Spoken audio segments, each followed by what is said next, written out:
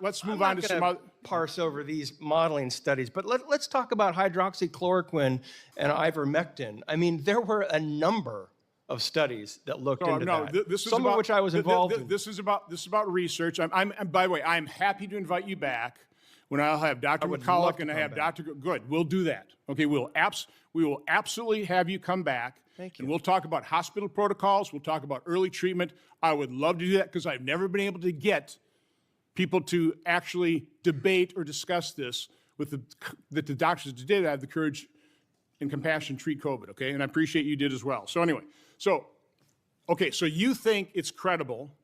I mean, the records show that Dr. Scott thinks, yeah, we had 5 million people die in 2021 and 2022.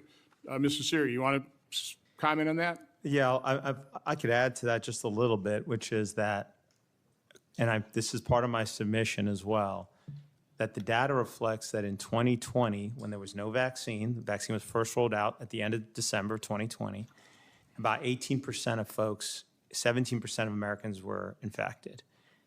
And presumably, by the way, the weakest, most frail among us passed away in 2020.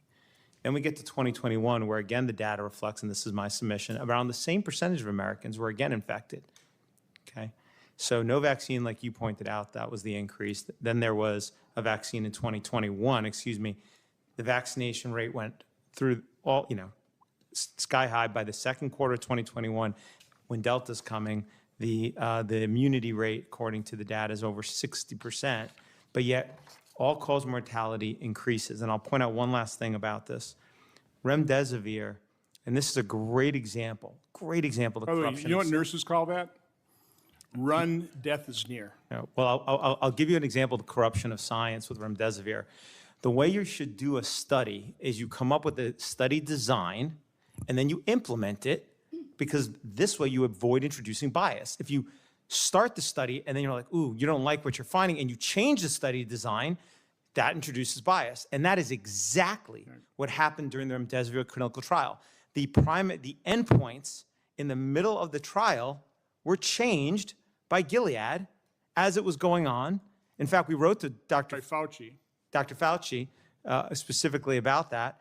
That is precisely what you should never do. It introduces bias so they can get the results. By the way, do you remember how many people had some kind of financial conflict of interest, the people that approved that with Gilead? Yes. It's like 9 out of 16 or something like that? It's a significant number. And obviously, there's lots of folks who've treated COVID during the pandemic, and there's lots of, you had Dr. Jordan here, for example, and he's had a clinic. I think he has dozens and dozens of clinics around the country, and he lost, as he would explain, the protocols he implemented, lost very few people to COVID.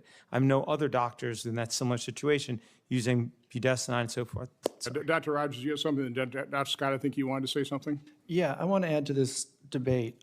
So I watched every single meeting of the Advisory Committee on Immunization Practices and the Vaccines and Related Biological Products Advisory Committee in 2021, 2022, and 2023, when all these COVID shots were being authorized for use in this country. And after a while, the CDC's own research showed that the protection from the vaccine, if any, was between months 2 and 6.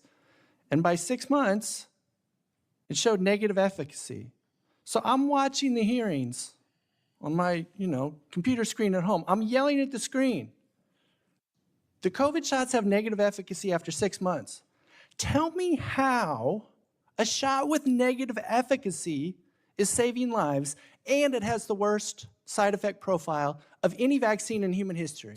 So how exactly is a vaccine with the worst side effects and negative efficacy saving lives? That's a preposterous claim. What ended the COVID pandemic was the Omicron variant that was more transmissible but less lethal.